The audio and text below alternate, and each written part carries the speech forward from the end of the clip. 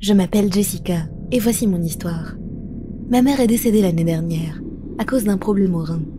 Elle avait beaucoup souffert lorsqu'elle était malade, jusqu'à ce qu'elle décède à la maison, devant mes grands-parents et moi-même. Ce moment était tellement tragique. Je pense que ni moi ni ma famille ne nous en remettrons jamais pleinement. Depuis son décès, je n'ai pas arrêté de faire des cauchemars, et j'avais de très gros problèmes à dormir la nuit, qui ne faisaient qu'empirer. La semaine dernière, j'étais dans ma chambre, endormie à côté de mon chat. Et soudainement, j'ai senti que j'étais poussée contre le lit, comme si quelqu'un essayait de m'asphyxier. Je n'arrivais pas à bouger, et encore moins à crier. Puisqu'il faisait complètement noir, je n'arrivais pas à voir qui était en train de me faire subir ça. J'étais terrorisée. Je me suis débattue, et je ne sais comment, j'ai réussi à me libérer. J'ai pris mon chat dans mes bras et je me suis précipitée vers ma porte. Mais pour je ne sais quelle raison, je n'arrivais pas à l'ouvrir. Elle n'était pourtant pas verrouillée. J'ai senti la peur essayer de me paralyser, mais je ne voulais pas me laisser faire. J'ai fini par donner un coup de pied à la porte et elle s'est enfin ouverte. Alors que j'étais sur le point de sortir de ma chambre, je me suis retournée pour jeter un coup d'œil à mon lit. Et là, j'ai vu une silhouette, couverte d'un drap blanc.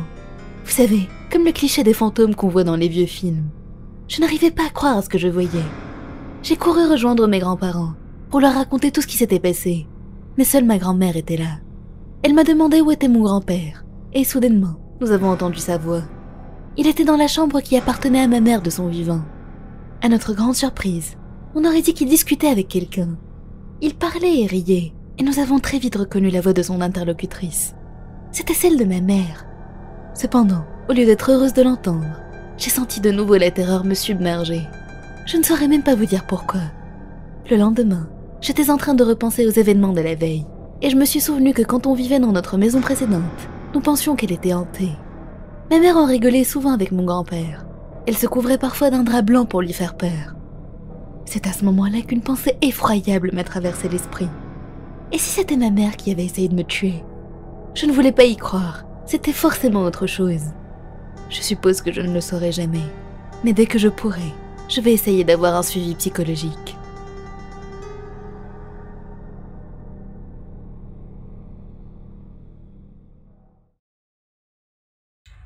Hello tout le monde, j'espère que cette petite première histoire vous a plu. Avant de passer à la suivante, pourquoi ne pas s'installer devant un bon repas fait maison? Pour ça, laissez-moi vous présenter le sponsor de la vidéo, qui va vous réconcilier avec la cuisine et vous permettre de plonger dans vos vidéos préférées en dégustant un bon repas, HelloFresh. HelloFresh est le leader mondial des kits repas. Le concept est simple, nous choisissons des recettes et ils nous livrent tous les ingrédients nécessaires pour les cuisiner. Les box contiennent des fiches qui détaillent les recettes choisies étape par étape. Et les ingrédients livrés sont frais et de haute qualité, en plus d'être dans la quantité exacte nécessaire pour qu'il n'y ait aucun gaspillage. Autre avantage, leurs paquets sont recyclables. Ils m'ont contacté dernièrement pour me faire découvrir leur service, et j'ai été agréablement surprise à la fois par le concept, que je ne connaissais pas, et par la diversité des recettes proposées, qui s'adaptent à plusieurs alimentations différentes. On peut choisir des recettes classiques, rapides, faibles en calories, végétariennes, etc. Le choix ne manque pas. J'ai déballé ma box avec un grand intérêt et plaisir quand je l'ai reçue. J'ai pu constater que les ingrédients sont en effet très frais et très bien conditionnés pour le transport. Ça faisait un moment que je n'avais pas cuisiné par manque de temps, et avouons-le, par flemme. Mais HelloFresh m'a réconciliée avec la cuisine.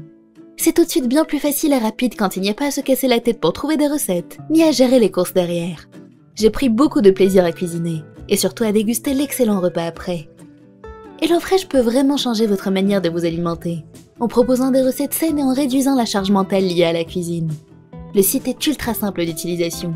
Vous pouvez sélectionner jusqu'à 5 recettes parmi plus de 20 différentes toutes les semaines. Et il y en a pour tous les goûts, et dans le nombre de portions qui vous convient.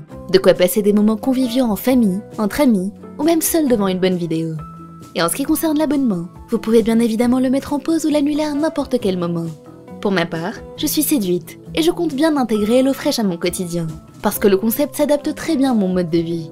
C'est une alimentation saine, rapide et sans stress, à un prix abordable. Pour le découvrir à votre tour, je vous propose une réduction qui peut aller jusqu'à 80 € sur vos 3 premières box HelloFresh. Vous avez juste à cliquer sur ce lien, que vous trouverez aussi en description, et utiliser mon code pour en profiter. Il est valable tout aussi bien en France qu'en Luxembourg ou en Belgique.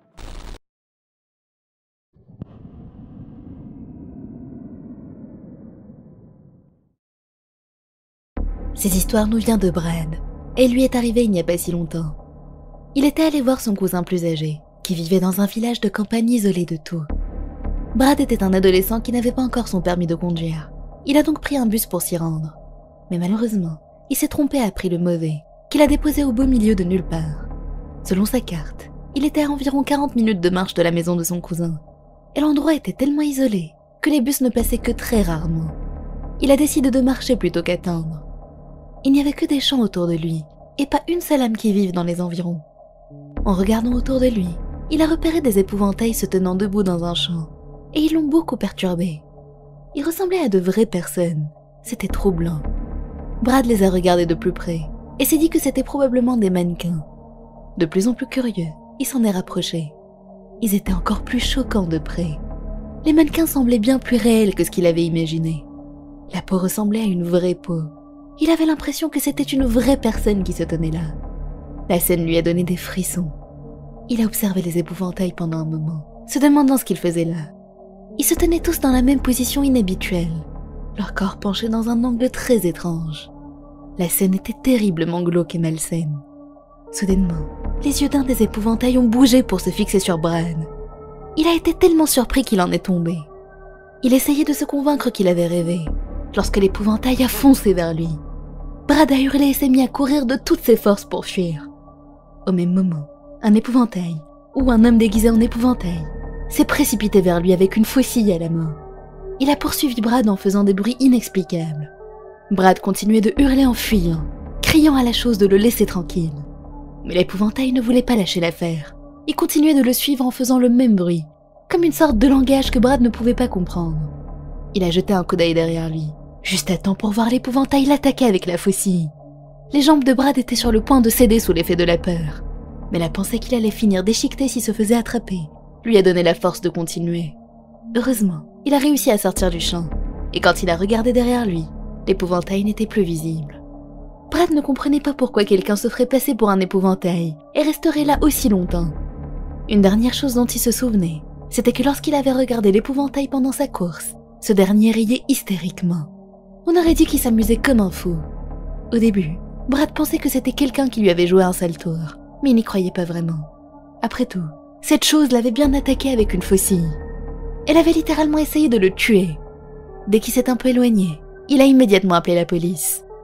Lorsque les policiers sont arrivés sur place, ils n'ont trouvé aucun épouvantail du tout. Cependant, ils ont quand même fait de sinistres découvertes. Des taches de sang et des morceaux de chair dans le champ. Des recherches approfondies ont aussitôt été lancées. Brad se demande toujours ce qu'étaient ces épouvantails. Étaient-ils vraiment humains? Et que faisaient-ils là, au milieu de nulle part? À ce jour, il est encore terrifié par ce qui s'est passé ce jour-là, et par ce que la police avait découvert. Est-ce que les épouvantails étaient les cadavres des victimes? Si Brad n'avait pas réussi à s'échapper à temps, serait-il devenu l'un des leurs? Ces questions tournent en boucle dans sa tête sans relâche.